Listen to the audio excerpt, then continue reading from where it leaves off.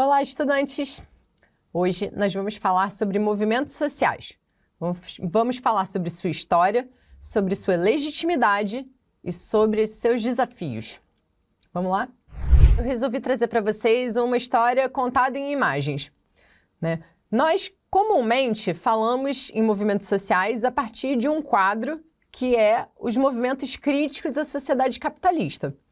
Contudo, é importante lembrar que a própria Revolução Francesa, que foi aquela revolução que em 1789 fez o capitalismo se tornar hegemônico na Europa, também foi fruto de um grande e voluptuoso movimento social.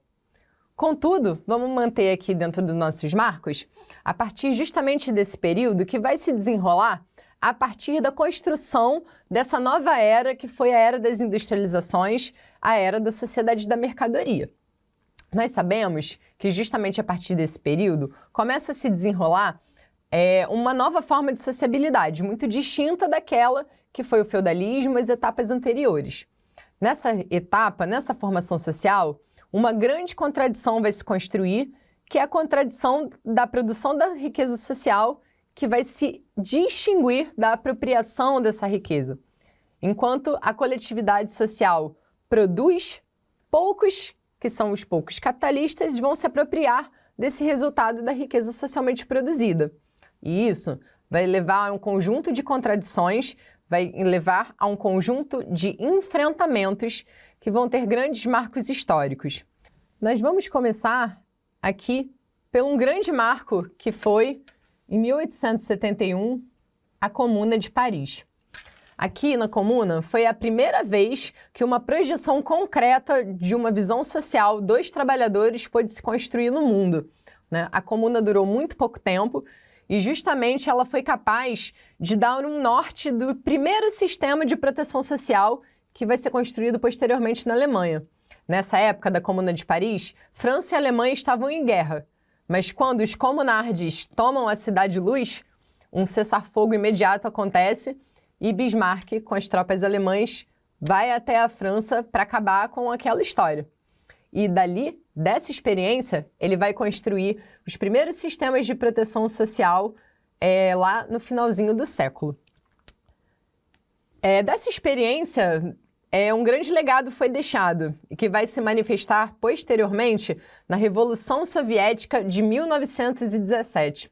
Eu trouxe aqui para vocês uma fotinho que já foi tirada, né, nessa época já, com fotografias melhores. A gente consegue ver o povo russo, né, e Lenin, que foi uma direção desse processo, construindo a experiência mais duradoura de um Estado socialista que nós conhecemos até então. Já estamos sendo passados aí lá por Cuba.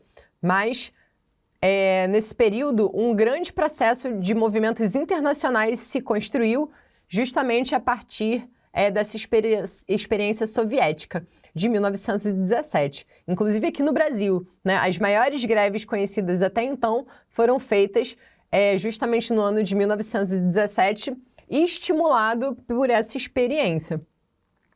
Né? E posteriormente, justamente, a gente trouxe aqui mais um exemplo dessas grandes lutas revolucionárias que marcaram o início do século XX, que foi a experiência da Revolução Cubana.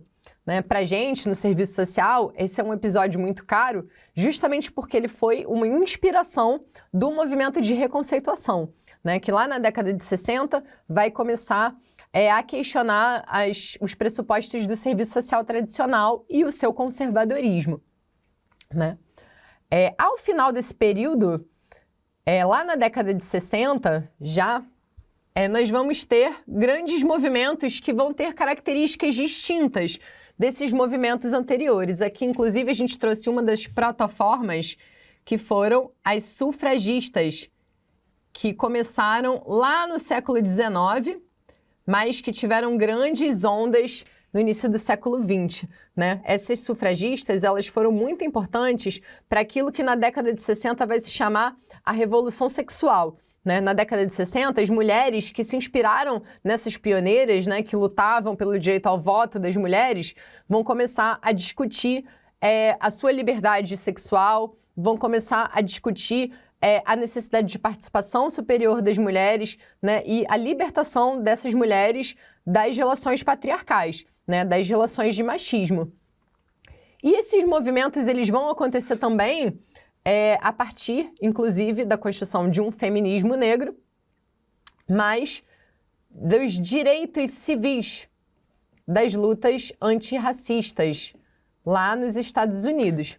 Né? A gente percebe que na década de 60 vai ter um novo marco, distinto daquele que era uma luta mais direcionada à construção de processos revolucionários.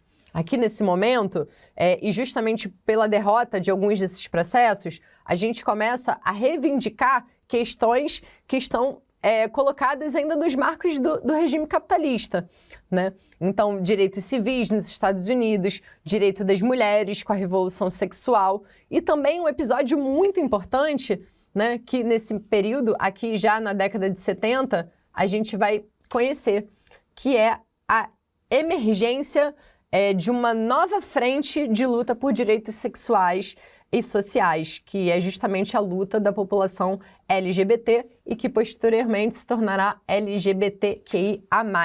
Mas por quê, né?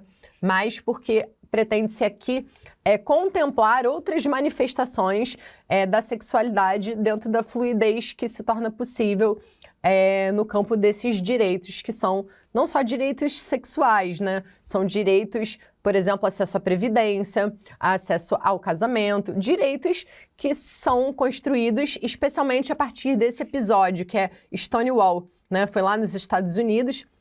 A luta de Stonewall foi a luta contra a repressão policial dentro de termas e bares, de um bar, né, Stonewall, lá em São Francisco.